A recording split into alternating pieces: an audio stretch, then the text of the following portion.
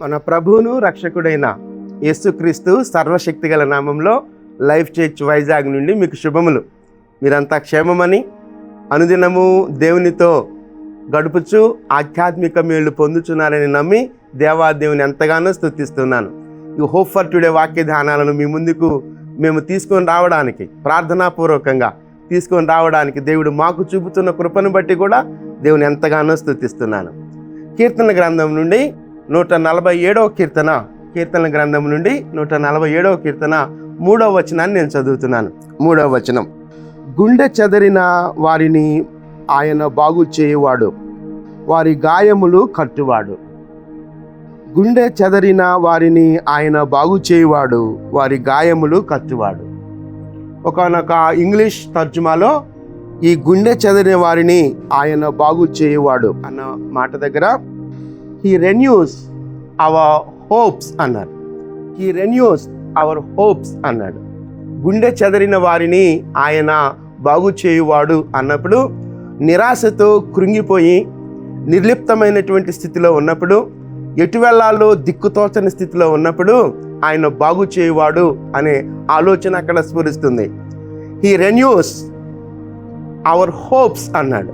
ఏ నిరీక్షణ లేనప్పుడు, ఎటు వెళ్ళాలో దిక్కుతోచని స్థితిలో ఉన్నప్పుడు నీ నిరీక్షణను నూతన పరిచేవాడు ఆయనే. అంటే నూతన కార్యాలు చేస్తూ నీ జీవితంలో నూతనత్వాన్ని తీసుకొని రావడానికి సిద్ధంగా ఉన్న దేవుడు ఆయనే. ఎప్పుడైతే నిరీక్షణ కోల్పోతున్నామో, ఎప్పుడైతే నిరాశ నిస్పృహలకు లోనై మన హృదయాలలో భారభరితంగా ఉంటూ స్తబ్దమైన స్థితిలో ఇక నా జీవితాన్ని, లేకపోతే ఈ నా పరిస్థితిని ఎవరు మార్చలేరు, ఇక నా జీవితాన్ని, ఈ నా పరిస్థితిని ఎవరు మార్చలేరు అనుకున్నప్పుడు దేవుడు నీ నిరీక్షణను రెన్యూ చేసేవాడు, నూతన పరిచేవాడు అనే అర్థంతో అక్కడ మాట్లాడుతున్నాడు. గుండె చెదరిన వారిని ఆయన బాగు చేయువాడు. కాబట్టి ఎలాంటి నిరాశ నిస్పృహ కలిగి ఉన్నప్పటికీ దేవుడు నీ నిరాశ నిస్పృహల నుండి ఒక నూతనమైనటువంటి నిరీక్షణను కలుగ చేయడానికి ఇష్టపడుతున్నటువంటి దేవుడు. ఆ నిరాశ నిస్పృహ ఏదైనా కావచ్చు. ఆ క్రింద మాటను కూడా మనం చదివినప్పుడు వారి గాయములు కట్టువాడు అంటే ఆయన స్వస్థపరచు దేవుడు కూడా, స్వస్థపరచువాడు అనే మాట కూడా. నీ నిరాశ నిస్పృహ దేని వలనైనప్పటికీ, అది నీ శరీరంలో ఉన్నటువంటి అనారోగ్యాన్ని బట్టి కావచ్చు, కుటుంబంలో ఉన్నటువంటి అననుకూలత కావచ్చు, ఒకవేళ నీవు ఆశించినది జరగక నిరాశ నిస్పృహ గురవుతున్న పరిస్థితి కావచ్చు, ఒకవేళ ఆర్థిక సంబంధమైన పరిస్థితులు కావచ్చు, ఒకవేళ ఎవరి చేతనైనా మోసగించబడిన పరిస్థితులు కావచ్చు, లేకపోతే ఏదైనా కావచ్చు, దేని చేతనైనప్పటికీ నిరాశను కోల్పోయినప్పుడు, ఆ పరిస్థితి ఏదైనా కావచ్చు, ఆ వ్యక్తి ఎవరైనా కావచ్చు, ఎలాంటి స్థితిగతుల్లో ఆ నిరాశ నిస్పృహ కలిగినటువంటి పరిస్థితులు కావచ్చు, ఆ పరిస్థితులన్నిటి నడుమ దేవుడు నీతో మాట్లాడుతున్న మాట, దేవుడు మనకిస్తున్నటువంటి ఒక నిరీక్షణతో కూడినటువంటి మాట ఏంటంటే హీ రెన్యూస్ అవర్ హోప్స్ అన్నాడు. మన నిరీక్షణలను నూతన పరిచే దేవుడుగా ఉన్నాడు అంటున్నాడు. నూతన పరిచే దేవుడుగా ఉన్నాడు అంటున్నాడు. చాలాసార్లు మన జీవితాల్లో ఇక ఈ జీవితం నుంచి, లేకపోతే ఈ పరిస్థితుల నుంచి ఇక నేను ఎంతకాలం బ్రతుకుతాను, అంతకాలం ఇక ఇలాగే ఉండవలసిన పరిస్థితి ఏమో అనుకుంటూ ఉంటాం. అది ఆర్థికమైన పరిస్థితి కావచ్చు, అనారోగ్య స్థితి కావచ్చు, శారీరకంగా లేదా సంబంధ బాంధవ్యాల్లో కావచ్చు. అలాంటి పరిస్థితుల్లో గుండె చెదరిన స్థితిలో ఉన్నప్పుడు దేవుడు నీతో మాట్లాడుతున్న మాట ఈ రెన్యూస్ అవర్ హోప్స్. నీ నిరీక్షణను నూతన పరిచే దేవుడుగా ఉన్నాడు. ఆయన స్వస్థపరిచే దేవుడుగా ఉన్నాడు. కనుక నిరీక్షణతో ఆయన వైపు చూచినప్పుడు ఎలాంటి నిరాశ, నిర్వేదం, నిస్పృహ, నిర్లిప్తమైనటువంటి పరిస్థితుల్లో మనం ఉన్నప్పటికీ ఆయన మనకు కలుగ చేసే నిరీక్షణ నూతనమైనది.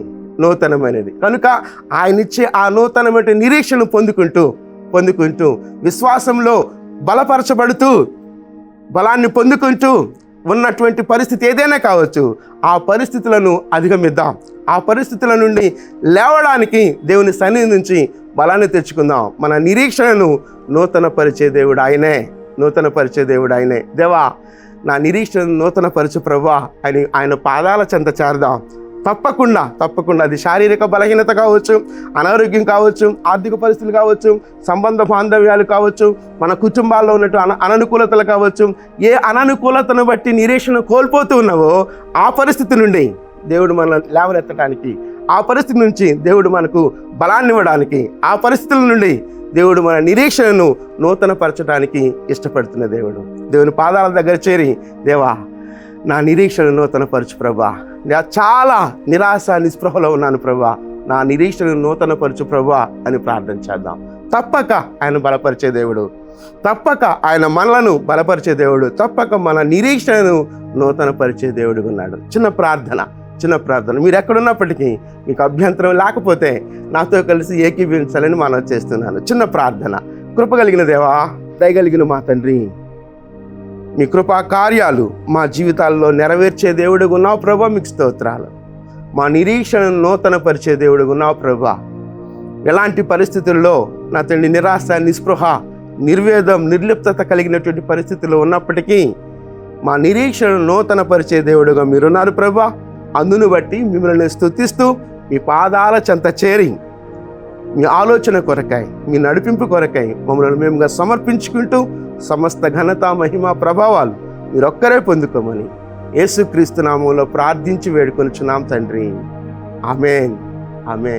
దేవుడు అనునిత్యము మన నిరీక్షణను నూతనపరచును గాక. ఆమేన్.